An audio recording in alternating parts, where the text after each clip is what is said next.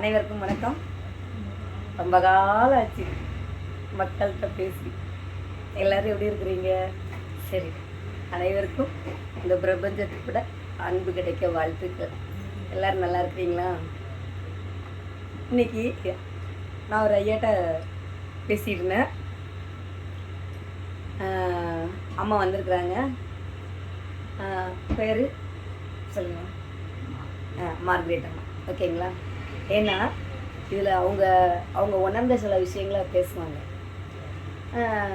இன்னைக்கு உணவு எதுக்காக, இது நான் சாதாரணமாக நினச்சேங்க. விளையாட்டா உங்ககிட்ட நான் எல்லாத்தையுமே சொல்லியிருக்கிறேன். 8 வருஷமாக உணவு இல்லாமல் இருக்கிறேன் அப்படின்னு சொல்லியிருக்கிறேன். ஆனால் எப்போ வேணால் எதை வேணால் சாப்பிட்டுட்டு நான் எனக்கு என்ன உயிர் வாழ்கிறதுக்காக என்ன வேணால் சாப்பிட்டு நான் பாட்டு வருவேன்னு சொல்லியிருக்கிறேன். ஆனால் உணவு உயிருக்கா, உடலுக்கா, மனதுக்கா? கமெண்ட்ஸில் போடுங்க, சரிங்களா? சரி, இப்போ அம்மா அவங்களோட பதிவை சொல்லுவாங்க. உணவு எதுக்காக அப்படிங்கிறத அவங்க உங்களுக்கு சொல்லுவாங்க.